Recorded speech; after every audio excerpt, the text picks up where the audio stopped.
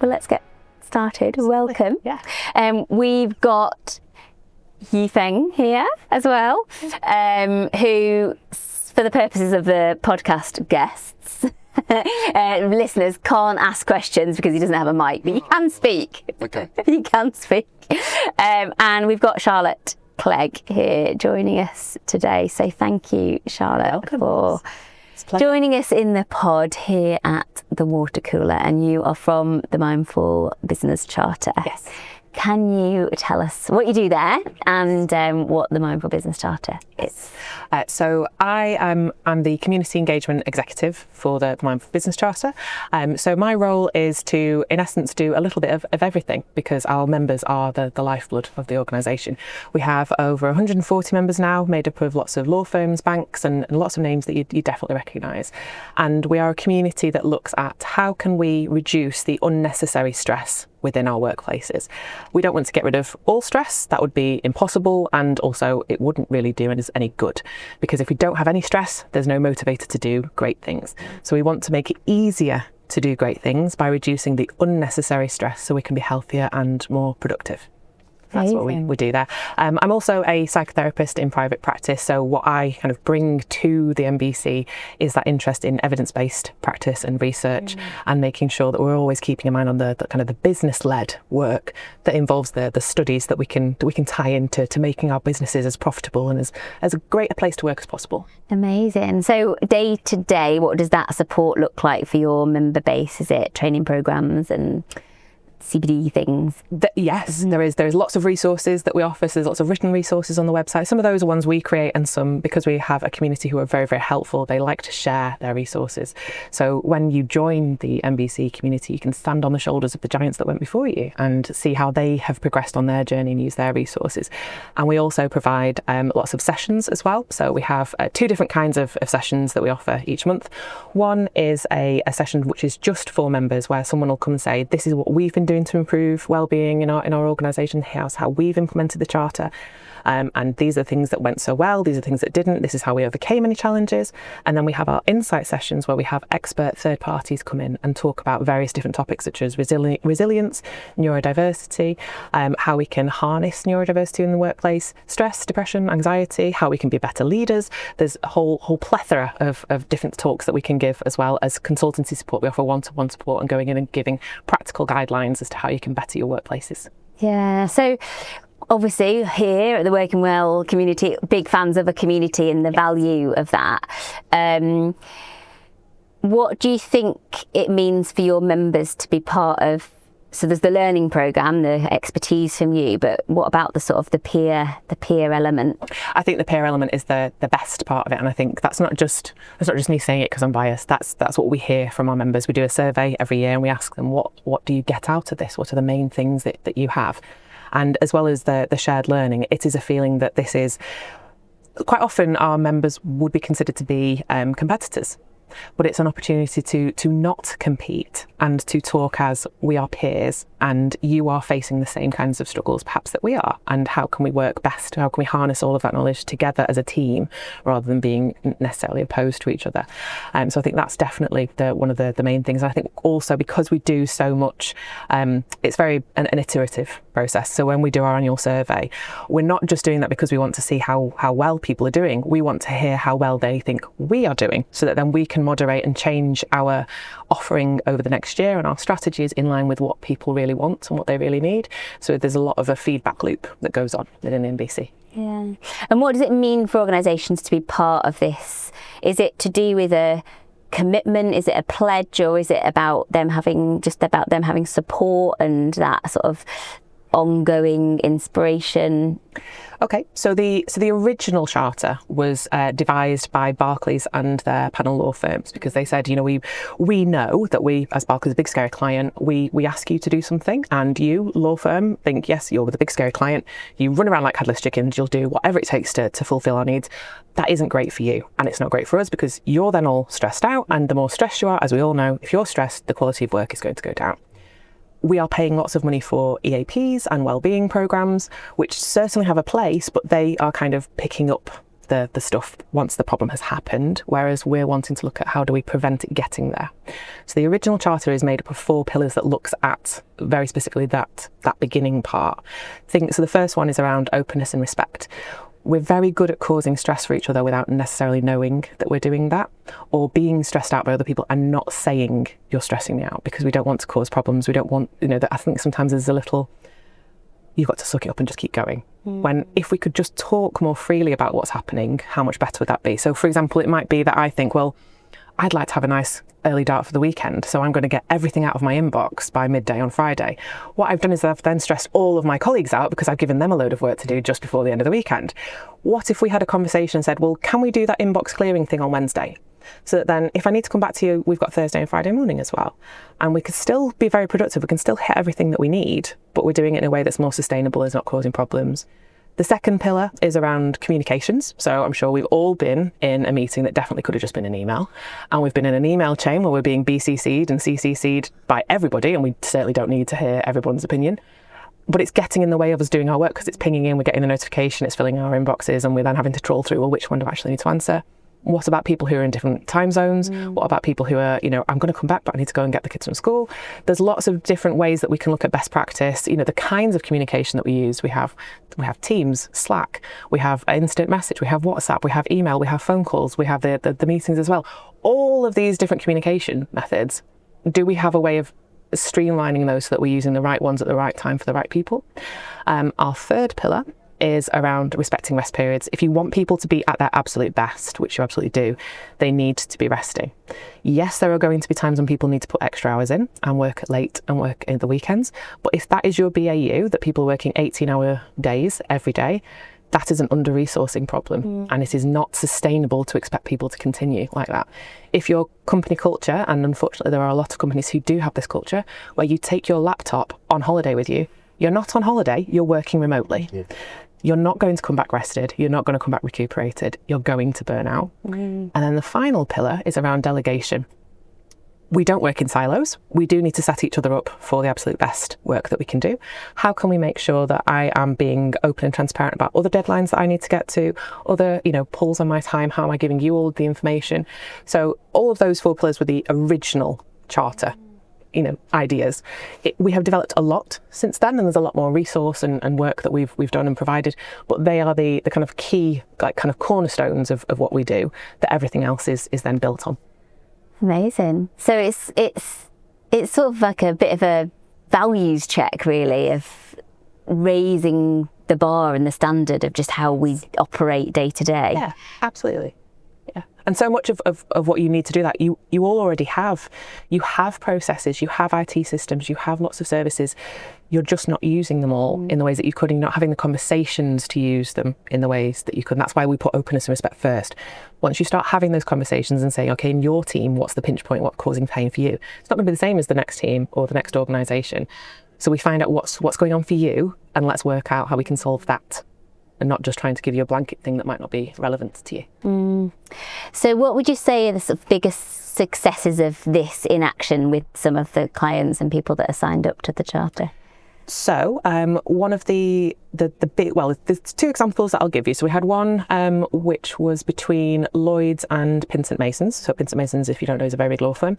And they were going to be doing a transaction. It's the kind of transaction that normally what would happen is you just throw as many lawyers as possible at it and just see who is standing at the end. And both Lloyds and Pinsents are members of the charter. And they said, we're not going to do that. We're going to sit down together. We're going to work out how we can be mindful in our approach to this transaction. And we will talk about it at the beginning, and then as we're going through and we'll have meetings, we'll bring it back up. It'll be part of the BAU chat. Is there anything I'm doing in my team that's stressing your team out, vice versa? How are we working well? And they kept that up, and then they did that, they kept visiting those conversations, and it really, really worked. The transaction was completed. Everybody was happy with it, and everybody was happy doing it as well, because they felt they were being looked after. And I believe there was an award that was won for that. We do have, if you are a member, you can go and listen to the podcast that was made about that case. But there's also work that we do that's not just with our members, because we are a charity. We're here for the good of absolutely everybody. So we do a lot of work outside as well that everybody is able to access. So we published our best practice guidelines around mental health last year. We've won an award for that. It's won the Legal 500 Best Health and Wellbeing Initiative for 2025. And we have created a legal and a non-legal version as well. So no matter what sector you're in, you're able to go onto our website, you can access it, and you can then implement that. And that's what's led to why we're here today at the water cooler event. Because one of the questions that we get asked, I'm sure a lot of wellbeing organisations get asked this, wellbeing is all very well and good, but what does it do to the bottom line? And the simple answer is that there is actually an enormous amount of evidence as to what it does to the bottom line, which is if you do it properly, it increases your bottom line because you reduce the amount of needless spend and waste. You can increase productivity and collaboration and so on. And there are ways of doing it which are very straightforward because they are the systemic ways. So that's why we now have our business case for wellbeing that we're launching today at the water cooler event. Amazing. Do you want to tell us a little bit about that then? Yes. So there are three kind of main findings that we got with this data. So what we've looked at is over 120 different resources. So these are academic articles, various different pieces of research, industry expert commentary, guidance from there's government reports in there. There's reports from the International Bar Association, American Bar Association. It's not just legal sector. There's also input from various different places, including the NHS and lots of organisations that if you don't work for them, you'll know somebody who does, or you're purchasing their services. And it's all real world data as well. This is not data that is a boffin in a lab with some sort of grand computer system. It's when we actually look at the stock market, when we actually look at the NHS, for example, and the things that they've been doing that have been implementing really well, what are the actual returns? And what we found is the first strand is the needless waste, which is absenteeism, presenteeism, burnout, lack of productivity, and also retention, because people do then leave and they won't come back. And then there is the stream, which is around increasing your revenue with increase in productivity. For the legal sector specific, we look at the rise of AI and the impact that is going to have on the billable hour, and it's already having that impact, and also greater recruitment. And then the third strand was around what works and what doesn't. So we know that there are a lot of interventions that are offered, which either look at once somebody has already become ill and unwell, which, as I said before, they're definitely needed, but the problem has already occurred, or they're very individualised and it's putting the onus back on the person. And they have been found that they're not that effective because you've not dealt with the problem at its source. They definitely have a place. As I mentioned, I'm a psychotherapist. I know how important it is to have those conversations when people need them. But I would genuinely be really happy to be made redundant from my psychotherapy work if it meant that nobody needed me. Yeah. If everybody was healthy enough to not need to come see me, that would be beautiful. So when we look at the research into what works and what doesn't, when you're looking systemically, when you are addressing the problem, because there's a quote that I'll be giving a talk about this later, and one's a quote that we end on. I'm probably not going to remember it word for word, but it goes along the lines of, if your wellbeing strategy doesn't look at identifying and reducing the causes of the problem, you are never going to have an effective solution. We wouldn't, if it was a physical thing, if we had people who were being physically injured, we wouldn't say to them, well, you really need to check on your nutrition. We need to have an app that measures how many times you're getting injured. Please make sure you're wearing your PPE. Yeah. Why am I being, shot at? Why am I having things dropped on me? Why am I getting burnt? What is causing the ladder? Yeah, absolutely. What is starting the problem? And yes, let's have the PPE and all of those protective factors, but let's make me safe to start with. And that is what we're talking about in this white paper. Amazing. Well, we'll look forward to reading more about that. Can we talk about you as a psychotherapist as well? Can we ask about that? Yes. What do you see in terms of the use of psychotherapy in workplaces and its effectiveness? Not necessarily your own practice, but as a psychotherapist. I think as with all tools, it is incredibly useful, but it depends how it is being used within organisations. I think there's lots of different varieties of ways it can be used within organisations, whether it be individual interventions or whether it can be group work and group supervision that helps to kind of facilitate conversations.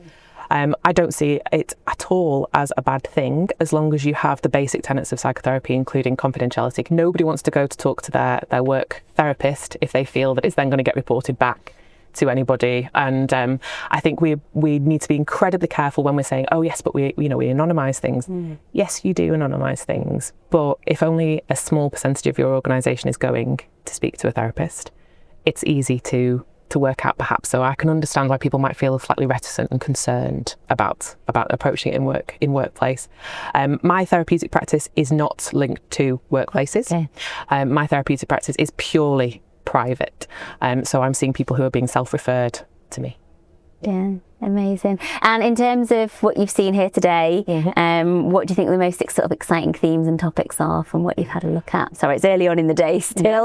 There's been a lot, definitely. I think the two main things that I'm hearing a lot, either from the workshops but also the conversations that I'm having with people, is the inevitability of change that's being brought about by either AI or by generational shifts in expectations in workplaces. Whether you like AI or are fearful of it, whether you think that the next generations are lazy or you don't, whichever side of that kind of debate and question that you sit on, those changes are inevitable. And if you're not going to adapt and change with them, you're not going to evolve and you're not going to thrive. So I think it's really, it's really interesting to hear so many different viewpoints that are going, okay, well, if this is happening, what can we do about it? How can we leverage it to our best advantage, rather than just feeling that this is something that's happening to us and we're powerless? Because we're not. We have a lot of autonomy here. Yeah, it's exciting really, isn't it? Yeah, it's exciting. I feel like there's, we've been knocking around events like this for quite a long time, and I feel like there's some themes and strands, not necessarily here today, but that are still being talked about and kind of getting a little bit boring. Yeah. So it is good to, I've not managed to make it to any of the sessions myself, but it's good to hear that there is some sort of slightly spiky, proddy stuff going on, because, well, otherwise how does change happen if that doesn't emerge? Completely. And I think what you're saying about the spiky stuff and change happening, I think with both AI and with generational change, no one has a choice about that. Yes. It's happened. The horse has bolted. We can't now say we will not be using the internet again.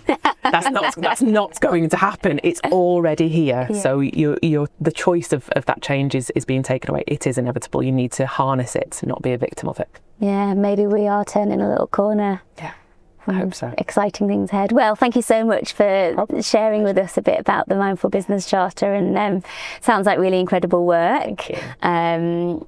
High five to our fellow community. I will hop on into the Working Well community, because I'm sure our members would love to hear more, those that haven't already got across your work. Yes. Is there a particular interest that you've got in professional services? I know that there was sort of like the background and stuff, but we are anchored there, because that's where we started, and the majority of our of our membership is made, I think, is roughly around 75%. That doesn't mean that we don't want people from other sectors. And in fact, we definitely do want people from other sectors, because what we're finding at the moment, well, not just at the moment, what we have found as a repeated pattern is the law firms and the in-house counsel, they need to be able to work with their clients, whether those clients are in-house or they're external.